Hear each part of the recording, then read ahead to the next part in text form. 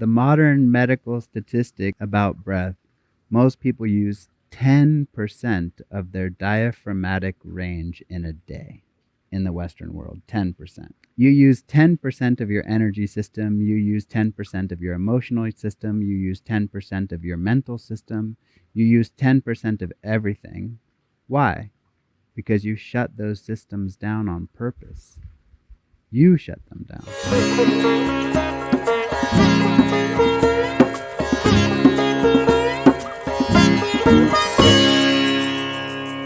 Action! Welcome to the Spirit of Yoga. We are Kirsten And Devdas from the Akasha Yoga Academy. Today's podcast is a deep dive into the world of breath. As simple and as expansive as breath is. So we are looking into starting with the foundation, perhaps. Breath is life. Breath is life. Without A doubt. without that. Actually, we should back up and say that this is something that's a misconception in a lot of the modern yoga world. Actually, the pause of the breath is a natural part of the breathing cycle. Mm-hmm. And that's a very beautiful part of the breathing cycle. And that's not what we've been taught. Many of the things that we've been taught in kind of Western science are misconceptions about the breath. And a pause in the breath cycle is actually beautiful and natural and wonderful. But there's a longer pause in the breath cycle that we usually refer to as death, which ends on an exhale, right? It's like...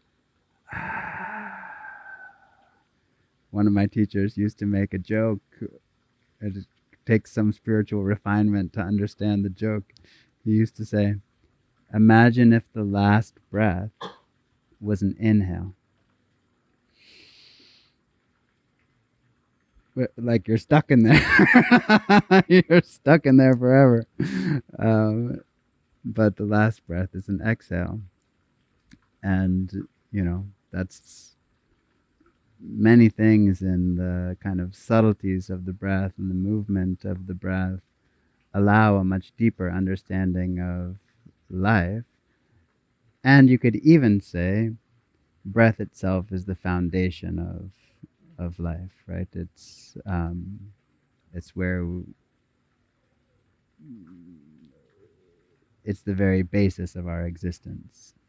Yes, you just talked about the last breath is an exhale, life ends on an exhale, and life starts on an inhale, right? Yeah. Like baby coming out of the womb, and it's like inflating the first time the lungs, like entering this worldly existence by breathing in and giving life to the lung system, and the lung system nourishing or sustaining the whole physical existence on this planet. In Jyotish, in Indian astrology, the kind of calendar of the horoscope is written by the first breath. Mm-hmm. It's not written by, when the baby, it's written by the breath. And as being the beginning of life, as being kind of, this is when it started, not when the baby comes out, but at the moment at which the baby breathes. And it's exactly what you're saying, right? It's like that inhalation, and the whole process begins. The whole process of life, new life has come into the world, and it's breathing the air of this realm and nurturing itself with the breath of this realm. And that's a completely different beginning, right? There's such a magic to this first in-breath and then crying of a baby to enter the world. And there's also magic to the exhale and exiting this life. Like they're really deeply magical, mysterious moments. And there's so much breath in between that's completely unnoticed. Like there are a few points where foundation of breath comes so clear, like it cannot go unnoticed, like the mystery of the breath in these moments on coming in and leaving, and so much in between that's just happening. I mean, that's that's in a weird way, one of the most magic things about breath also is that, like, can it go unnoticed? Actually, yes. Yeah. Right? Like, you can go your whole life from that magic first breath to the of departure, and you can never have really known intimacy with your breath. And that's one of the reasons why I love this phrase, yoga is intimacy with life force, intimacy with breath. It's like you're making a conscious connection to that which fuels your life force. And I feel like that's an underappreciated, underestimated side of the yogic science. Even you see it in the translation of the word prana. Like, many times you just see prana translated as breath, or pranayama translated as breathing exercises. Yeah. And it's like, that's like taking a symphony and calling it a song. It's like prana is what is sustaining all life.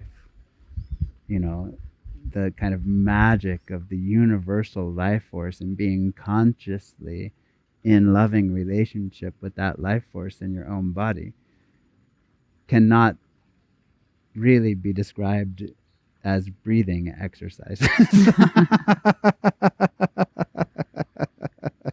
Right. It's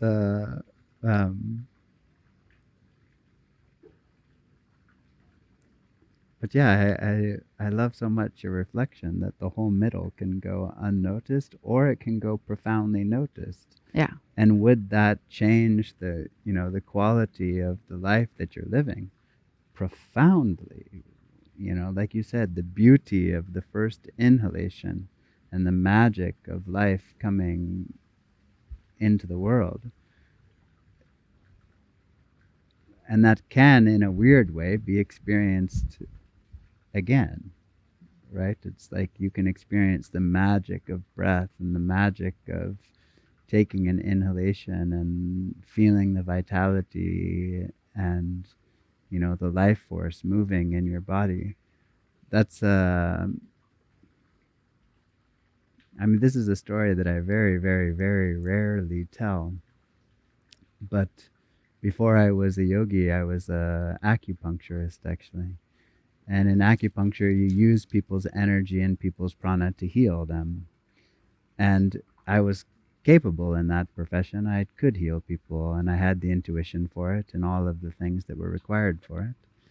But what I saw working with people is they weren't actually, for the most part, interested in learning for themselves. Like, they wanted to be healed by somebody else. Right. They wanted their energy to be moved in a way that could resolve what was happening for them physically.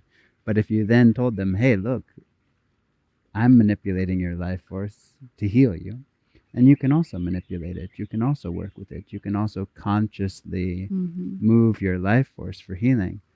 I would say 80 or 90% of the patients, at least that I experienced, were like, yeah, I'm not interested. Like, I'm here because I want you to do that for me. I need a fix and go back to autopilot. Yeah, I need a fix. And then I'm going to go back to my life and I'm going to do all the same behaviors that got me here in the first place. And I'm going to do all the same things that I was doing before. And I'm not really actually that interested in learning about the mechanics of my energy body and how I can heal myself. I'm interested in being fixed. And it's like, for a yogi, of course, it's okay sometimes to go to a healer and get some redirection. But you're consciously in loving co-creation with that force. The force that has potential to heal your body, the force that was that first breath that brought you into this realm. You're dancing with that all through life. Like, what what a dance. Like, that is an unforgettably beautiful dance. And, or like you said, you never even enter the dance. Like, you just aren't even aware of the fact that you're breathing. And, we'll probably get into it more later, but also that's the foundation of how you should interact with your nervous system. Mm-hmm. Then it's like, wow, all these elements of who you are on the most deep, beautiful level are totally unexplored. They're just, well, one of the great yogis used to say, it's like you've never been given the manual to how to make this work.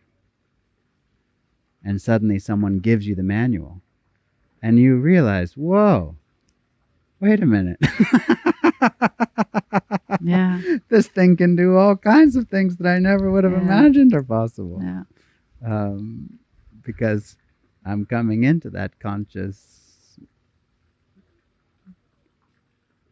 awareness of interaction with, play with that which gives life. And it is so empowering in a way to learn to establish a healthy foundation and well-being in the body, emotionally, mentally, by establishing the breath in a right way. Like there's so much unhealth coming from a restricted breath or from a unbalanced breath. And I feel it's kind of, playing both ways. I feel the mind and the emotions form this type of breath, but then staying in this pattern of breath like cements basically this state. And there I feel we have really a choice, and we have an empowering tool in our hand to actually not stay there, but to change that and to give a new foundation to how we feel. Mental health, emotional balance, physical health, so much can be really influenced just by paying attention to the breath and relearning to breathe and undoing blocks and restrictions and establishing a free breath. And of course, then the whole yogic science is about getting into the most subtle ways of using breath patterns to touch consciousness and to really flip switches and perception and self-perception. Yeah. I mean, I feel like that's one, what you were just sharing brought up kind of one or two things for me. The first one being, I think people don't really realize that if you're not in an active co-creation with your breath is in a habit state. Yeah. Right? It's like, just like you have a habit that, okay, I flip my hair back, or I, some other physical expression that would be a habit, or the habit of, I have this first thing in the morning, whatever habit that you have that you're reinforcing, your breath is just like that. But the amazing thing about the breath, and this is what's so much fun working with yoga and pranayama, is that habit can be changed just like that. Yeah. Like, I feel like the breath system and the energy system of the body, it craves equilibrium. Yeah. Like when it's out of balance, it can function. It can continue just going day to day, but it actively desires to be in a state of equilibrium, actually.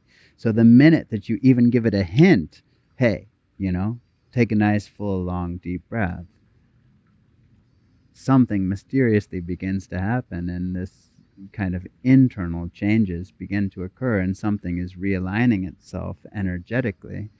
And that's what many of our students from all around the world report all the time. I literally have had people come and say, like, I didn't really realize it, but it was like I was walking through life with an elephant on my chest. Yeah. Which basically, what does that mean? It means like I can't breathe. Yeah. Like I'm just. Yeah. Yeah. And guess what? Anxiety is not far. Yeah. Depression is not far. Yeah. Yeah. Yeah.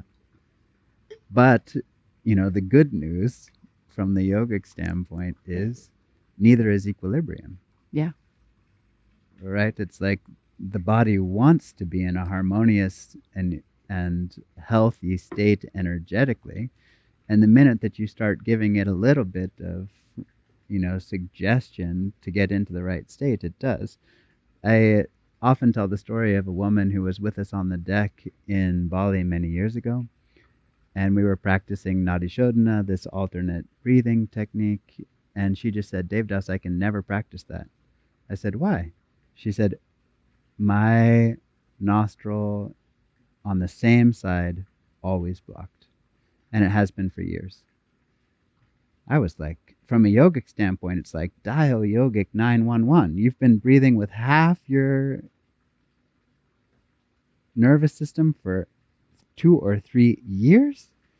Yeah, that's just how it is. Okay, no, of course I didn't say that to her. I said, no problem, don't worry about it. Come practice Ujjayi. When we're practicing Nadi Shodhana, you practice simple, long, and beautiful, deep Ujjayi breath, and we'll see what happens. About week 2 or 3 of being on the deck with us, she comes running up to me with a huge smile. Devdas, Devdas, Devdas, I can breathe through both nostrils. It's like, that's a huge victory, huge. Yeah. And 2 weeks. It's like that system wants to be in a harmonious state. It's been out of repair for 2 years or 3 years. 2 weeks of proper breath work, proper yogic practice, it's beginning to realign itself. It's, I would say, from a yoga teacher standpoint, I would say the energy system and the breath system have a nearly miraculous capacity to right themselves. Like, no matter how much, other people come, oh, I've smoked this many years, I've had this. It's like, yeah, but don't worry about that. Start to give your body a little bit of energetic suggestion the right way, and absolutely miraculous things are possible as a result of that.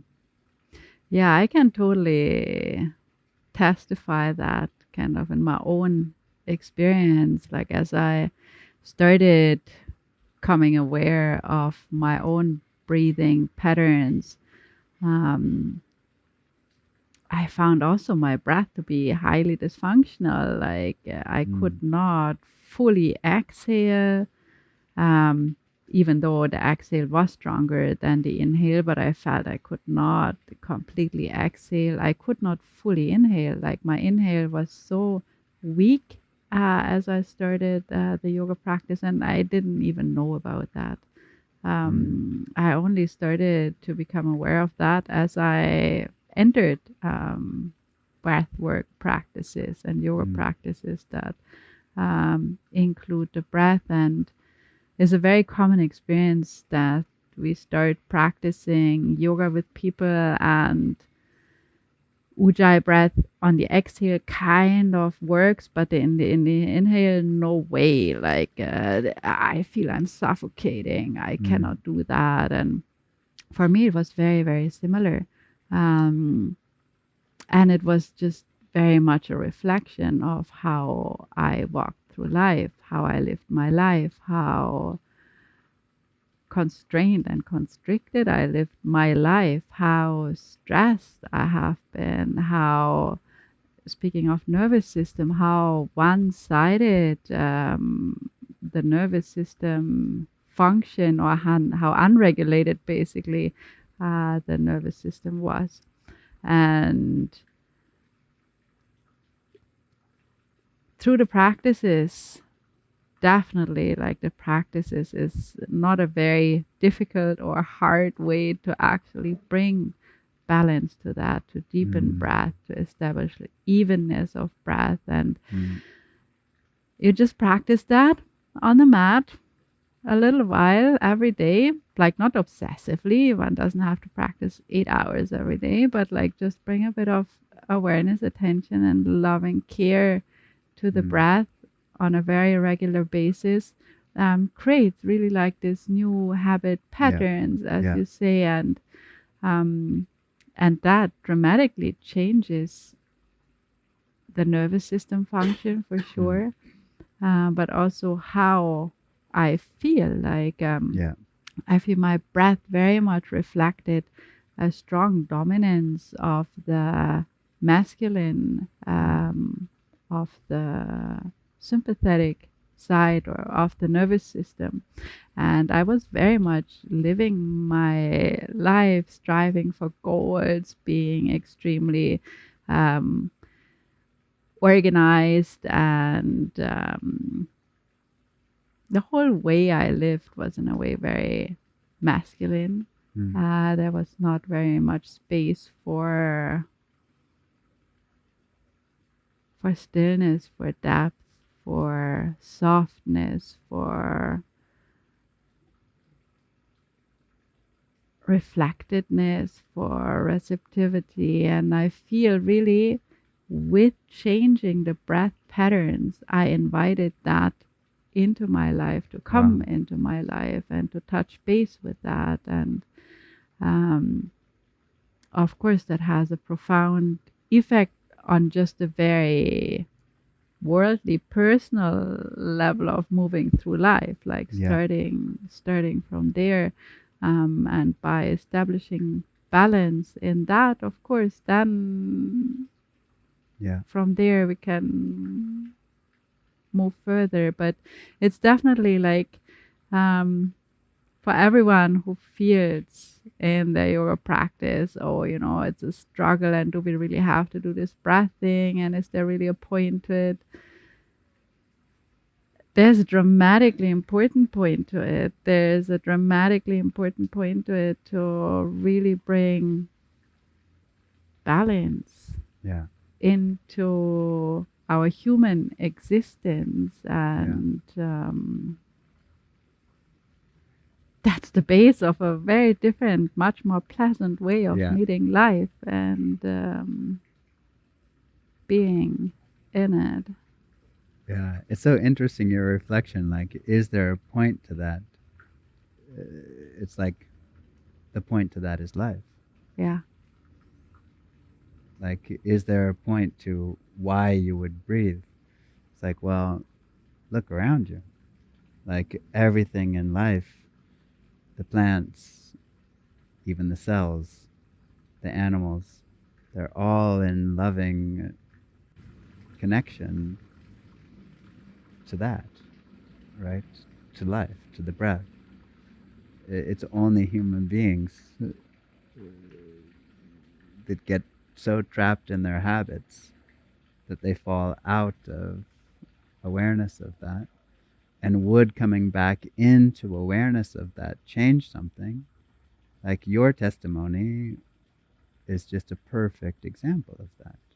It's like, not that it changed something, it completely rearranged life in some way, right? Definitely. It's like, okay,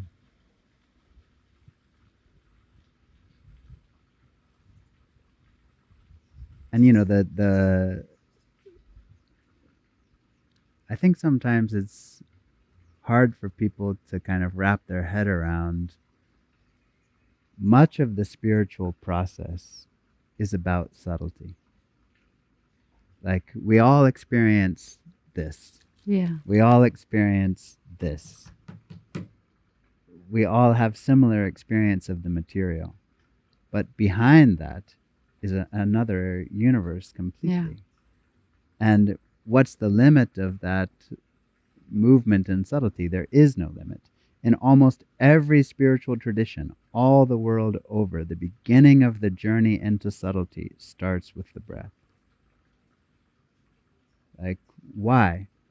Because that's taking you in. Yeah. Like that's the doorway in between this, like the material, and that which is cannot be seen. And it creates the connection. Like I feel a lot of, you know, not breathing in, not breathing fully is creating a disconnect. Yeah. It's a reaction. When I have pain, what do? I restrict Yeah. my breath. I hold Fully. my breath. Yeah. And this is the state we move and meet life basically, like in a state of avoiding to feel, Yeah. avoiding to receive, avoiding to connect inside and outside. And that pain doesn't have to be physical. Yeah. Right? It's Yeah. like that's a key component Yeah. of that, because Yeah. it's like people just think, oh, I'm like, when I hurt myself, when I, someone cuts me, then yes, I constrict my breath. But not really realizing that absolutely the same thing can be happening just from somebody having yelled at you, Yeah. or some miscommunication you had with somebody that you love, Yeah. or anything else. The other day, you and I were playing kirtan at a yoga school in town. This woman asked an extremely touching question. She said, is it normal that people cry? Like, is it normal that people cry in kirtan? It was like, it's the flip of what you think. It's like, it's not normal not to cry, and it's not normal not to laugh. It's normal to feel things. Yeah. Like, not normal. It's fantastically good for you as a human being to feel. Yeah. Like, and that means feeling everything. That means the beautiful, amazing highlights and the moments of, oh, like, and everything in between. And when we tell other human beings, don't laugh, and don't laugh too loud, and don't cry, what are we saying? Like, when she said that, I really felt it so deeply in my heart. What are we saying? We're saying don't feel anything. Yeah. And how do you do that? Restrict your breath, contract your body. Contract your body, contract your breath. Don't feel anything. Don't move. Just like get squished. But like get where's small. the point Get contracted. of it? Get not feeling. It's like, whoa, is that really the methodology that you're going to use for your life and your life force? Like, just don't feel anything? Like, how is that working for you? like, if you don't laugh, if you don't cry, are you feeling life? Like, are you experiencing life? Or are you dying already? Exactly. And that really is that, right? It's like, and it's just like you said, it's reflected on all of those levels. It's like, where is my breath? It's hardly moving. The modern medical statistic about breath, most people use 10% of their diaphragmatic range in a day in the Western world. 10%. So it's like, you use 10% of your energy system, you use 10% of your emotional system, you use 10% of your mental system, you use 10% of everything. Why? Because you shut those systems down on purpose. You shut them down. Yeah. Now, you were encouraged to shut them down by the society that you live in, by other people, perhaps by your parents. Depends on your individual situation. But no matter what happened to you, is there a chance to turn that around? The moment that you're willing to turn that around at all, it turns around by itself. That's what we were talking about earlier. It's like the energy system craves to be in alignment. Yeah. It doesn't crave to be in disalignment. It craves to be alive. If you're using 10% of your breath capacity and you're just walking through life at 10%, and you start taking full, long, deep breaths every single day, is that going to have an effect on your life and your life energy? Profoundly. Will that awaken in you the potential to feel again? Yes. Like, why?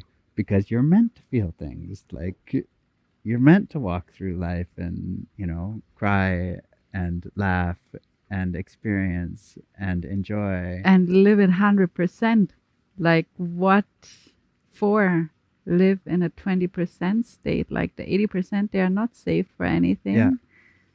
Well, the delusion of the 10 or 20% is, if I live in 10%, I won't get hurt. Yeah. It's like I'm just going to live my life at 10% in the hopes that I don't get hurt. It's like, really? Like, you're going to paralyze your life force and your life and your spirit and everything else to ensure that nothing bad happens to you, which you don't have control over anyway. Yeah. Like, that's a methodology that's just not going to work.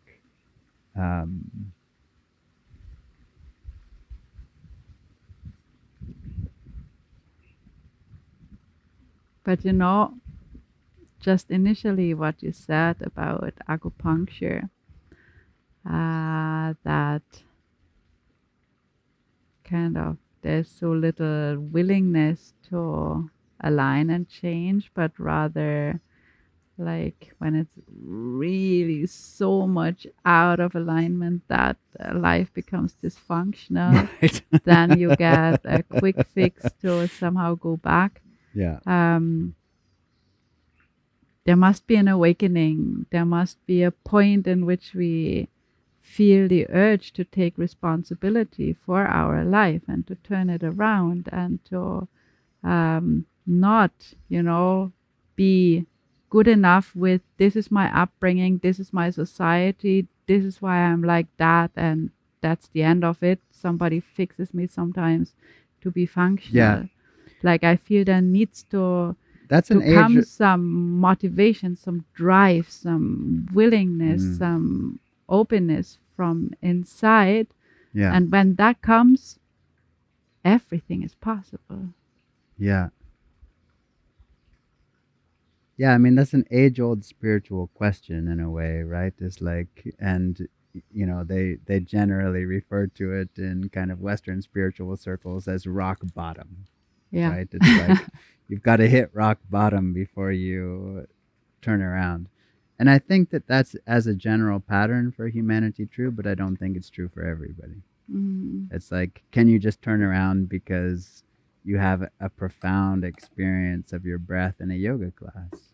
Yeah, of course, that's also a potentiality. It's like, wait a minute, I've been missing out on this thing that's like amazing, and it's realigning me in a way that I didn't really realize that I needed realigning in.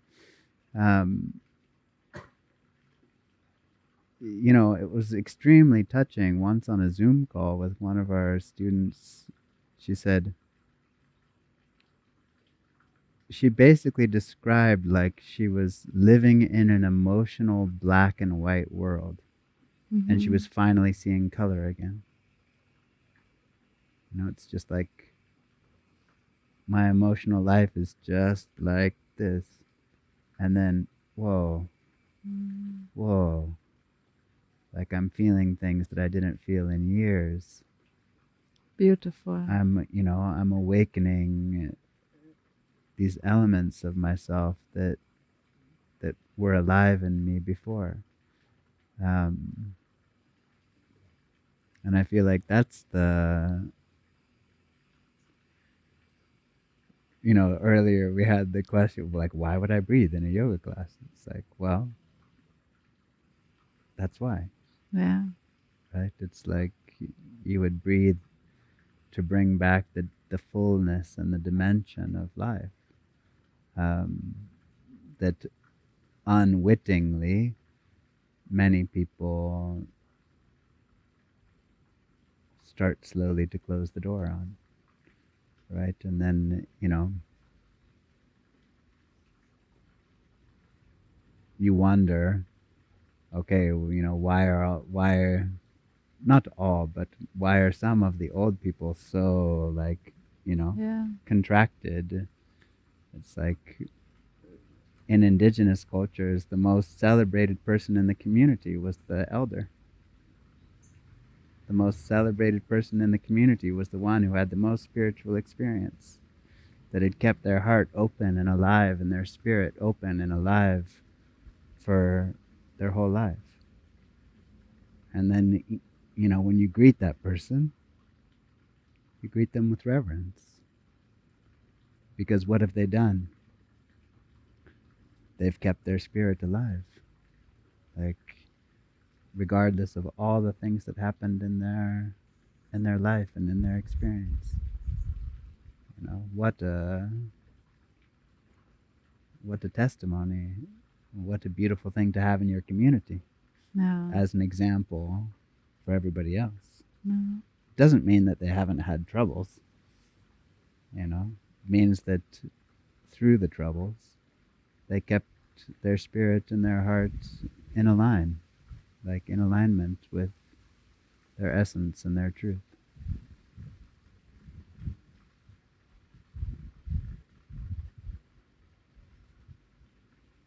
Yeah, the breath is really what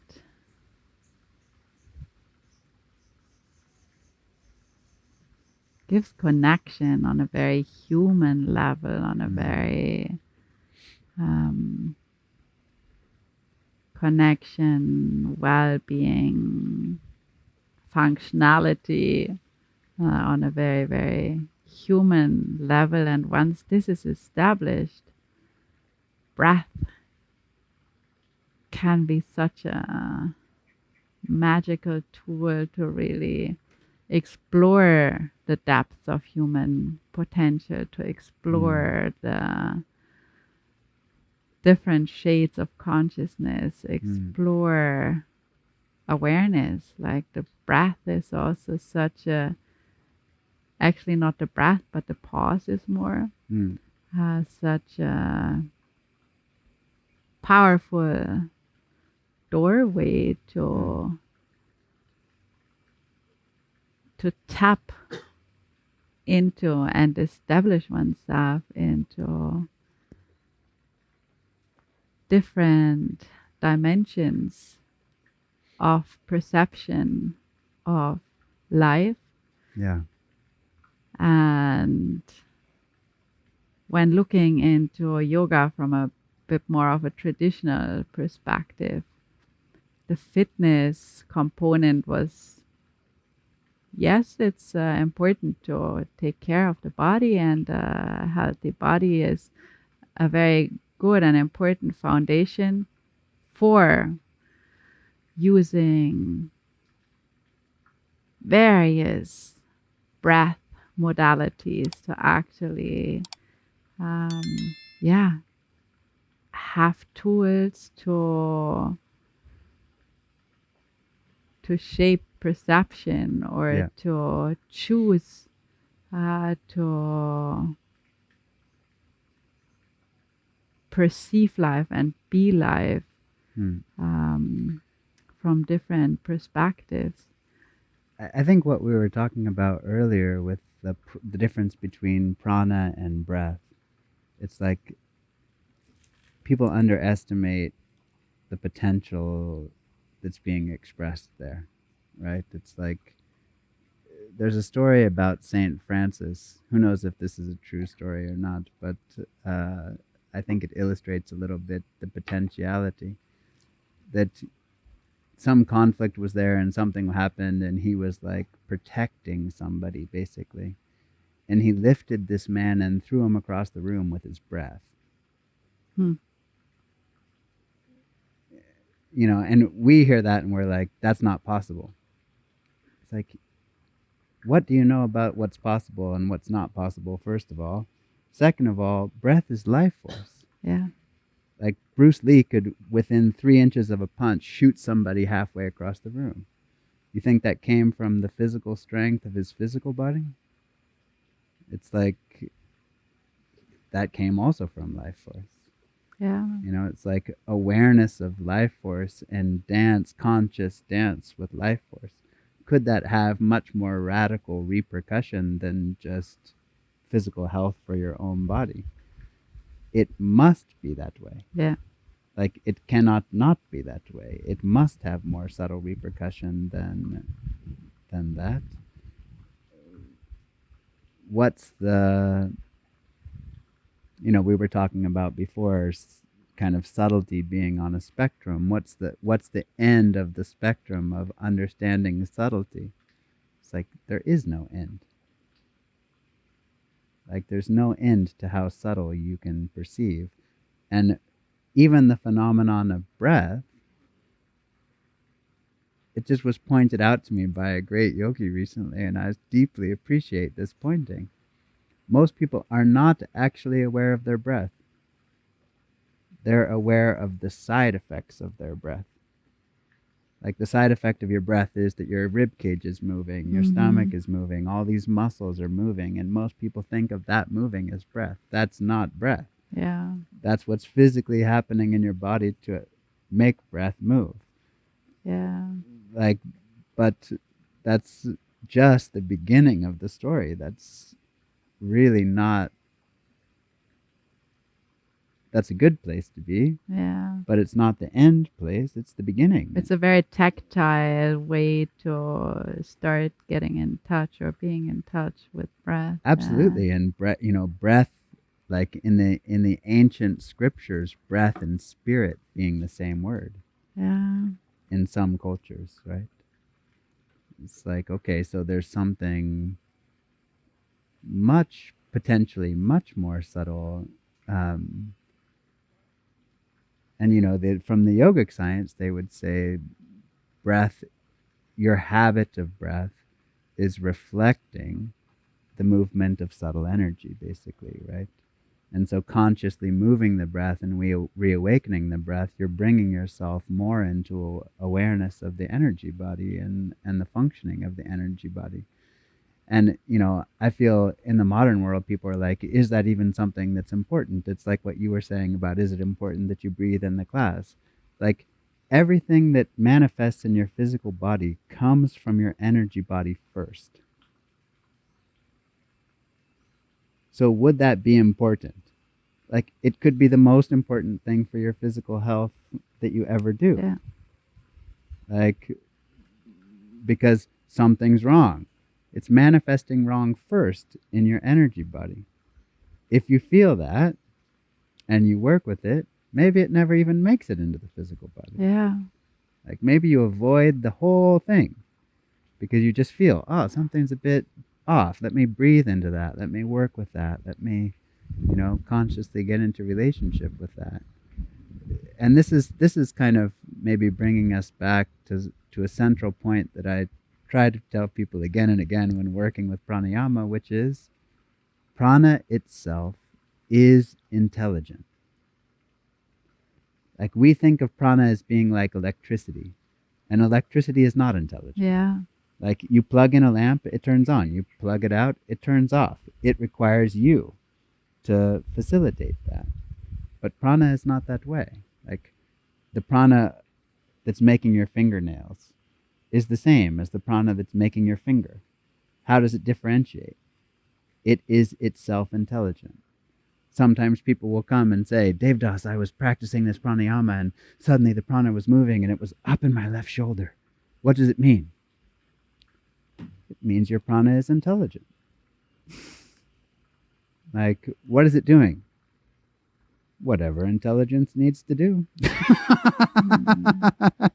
It's working out exactly what it's meant to be working out. How does it know? It knows because it is intelligent. Yeah, I feel very important is that prana is not an individualized my prana. Right. Prana is the connection to, it is life force. It is not my energy. It is life force. It's the force of life, the force that sustains life within this one, but absolutely globally. Yeah. And of course there is an intelligence to what's moving, how is Yeah. it moving, why is it moving, what does it do? And there's probably an intelligence, not probably, for sure, that's so beyond our comprehension personally. So I feel this is also something, working with prana and energies can come like to an idea. Of course, that's where we come from mostly, an individualized perception, my body, my mind, my Yeah. energy system. But actually, the energy system is what creates the universal connection and what Yeah. connects us with the whole, with life. And therefore, like, it is so magical, so Yeah. healing, so all encompassing, life giving, life Yeah. taking, because it is not the individual. Yeah. And what's I feel like it's worth mentioning also here, can that be used individually? Yes. Yeah. Like, because, otherwise you can also miss the point there on that side, right? Yeah. Which is, I actually, one of my very first teachers in pranayama, he used to say, I just call forth the energy, and when it's there, I ask it to recharge whatever part of my body needs to be recharged, and it does. It's just like, what's the potential of intimacy with life force? There is no end to that potential. Like, you can just, even he said, the energy itself is infused with wisdom. Mhm. It's infused with joy. It's infused with peace by itself. Charge my body with joy. Charge my body with peace. Is that a potentiality? Of course, it's a potentiality. Like, and it may take a little bit of, well, not a little bit. It may take a really getting to know and be intimate with that force before you can have that kind of intimate relationship with it. But I feel like that's natural to every human being. Like, that's what we're supposed to, that's how we're supposed to live. We're supposed to live profoundly connected to the source of life and to the source Yeah. of our energy with such intimacy that we could ask it to recharge our spirit or our body or our joy or anything else. And we would have such a loving, connected relationship to it that, of course, it would.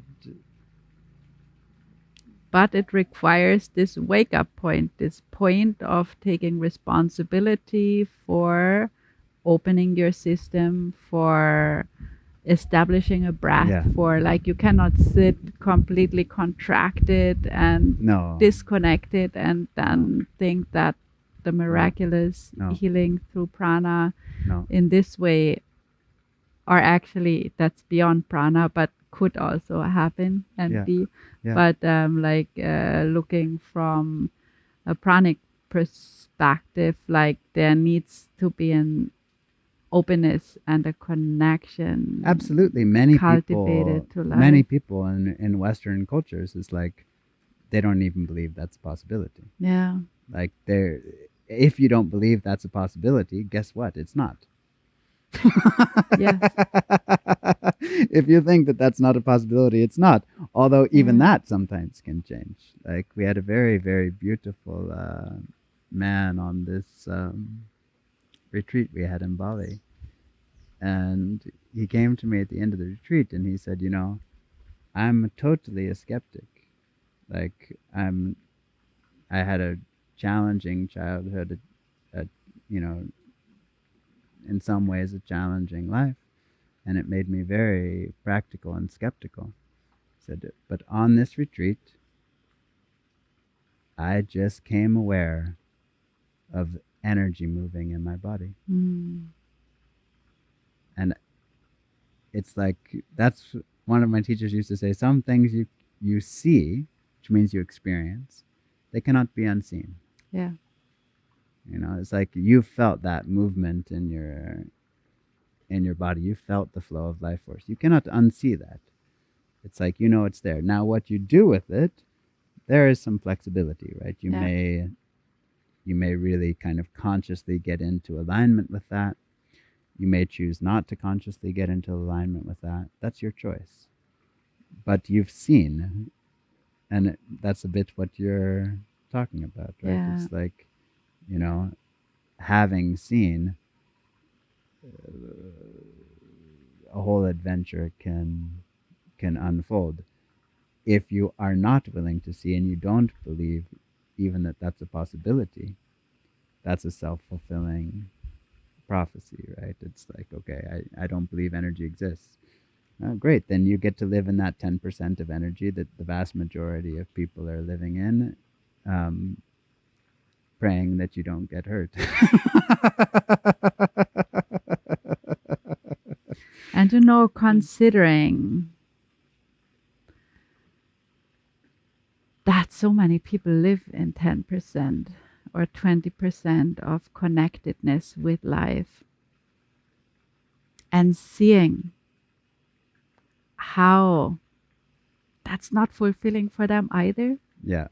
Like the call to drugging, the call to extreme experiences, the call to crack the shell in a way is there. Like there's desperation In to everybody. live in 10%. Like that's not an enjoyable state. Like No. because there is no joy in it. There is no connection in it. There's no love in it. Yeah. It is a state of complete armoring and protectedness Yeah. to move through life, to not feel and not be hurt. But it's not a state that, like, there's so much also drive to, I have to get out of that. Yeah. And I feel that's why it is so important that when we bring yoga to people, that's what we do. And yoga is received. Yeah. Yoga is trending. Yoga is getting bigger. And also branching out from only like being for a very limited part of society. Yeah. This is why I feel it is so important to really put the breath right into the center of yoga practice, of asana practice, of posture practice, because this is how we can give a hand to each and everybody who comes across our yoga mats, our studio, our decks, to teach them the foundations of how to create connections. Like yoga, yes, is beautiful modality to bring strength and flexibility and health to the muscular system and the connective tissues and whatnot. Beautiful posture development, whatnot, great, important. But there are other modalities, many other modalities who can also work in this direction and maybe more powerfully than yoga. But there's no modality that brings this awareness, this training, this state of balance, this re-establishing of the breath, and through the breath, re-establishing of the life energy, of life force. And that kind of is exactly how we crack the shell, how we come back to life. Yeah. Just, we don't need drugs for that and extreme experience. And it's just in opening up this tool that gives us life, like this tool that that sustains life through this journey. And this is why I really feel it is important for each and every yoga teacher to take the responsibility and to hand over this tool to each and every of our students, to help them to empower themselves, to bring well-being, health, balance, satisfaction in a way, joy into life. So I think this is something that is not clear to everybody who walks away from a teacher training, that this is really our responsibility. and our gift and our chance as a yoga teacher. So I really wish that we can create a movement of reintroducing the breath into the posture practice, the breath into yoga, because yoga, there is so much openness for yoga. So we don't even need to advertise that kind of. People are drawn naturally to yoga. Let's just put back the essential key into what people come to practice anyways, and we can change so much. We can change so much in people's life experience. We can change from 10% to 30, 50, maybe more, to come back into our joy, come back to life. It's very interesting the words that you chose for the first part of this beautiful sharing. Yoga is received. That's actually the part that's there, and it's also the part that's missing. Yeah. Yeah. It's like if you receive yoga, it needs to be received in the fullness of what that potential is. And, you know, like you said, if it's kind of like more gymnastic for adult focused, that's fine. But it's not received as the fullness of the tradition. Yeah. Like the fullness of the tradition would bring you from 10% out, like into whatever potential. Like, you know, and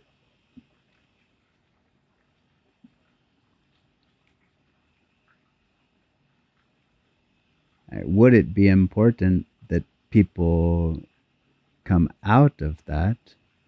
It's like almost all of the ills of our world come exactly from that.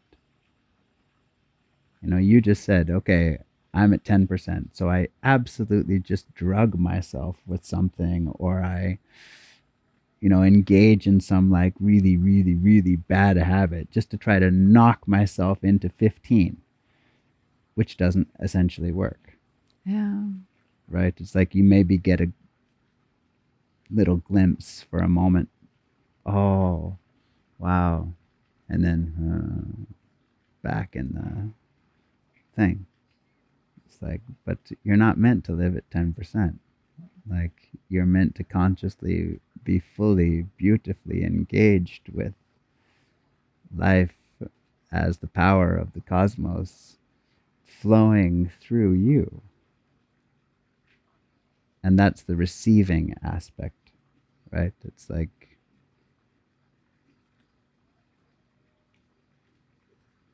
at some point in that practice, almost that it cannot be described, because it's not really that it's you. It is you, but it's not you. And you know, it's given with birth. Yeah. It's given at birth. The ability to make it 100%. Yeah. No drugs needed. Mm-mm. No outside push kick needed. We are coming with that. Yeah.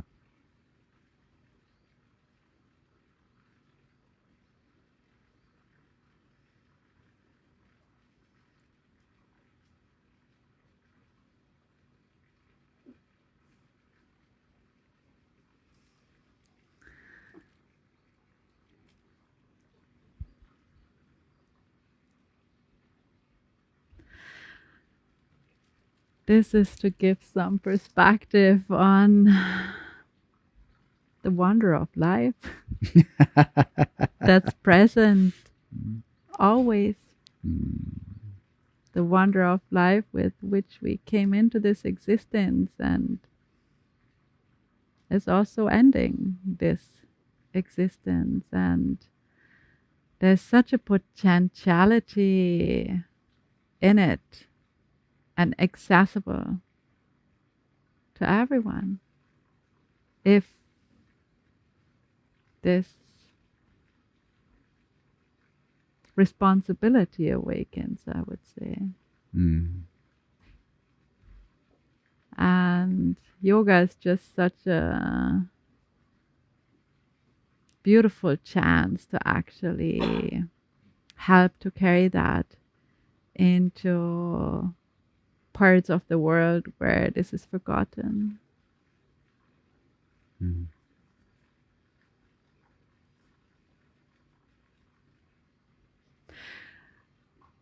This was Wisdom in Motion today. And we wish that you keep on shining in the spirit of yoga.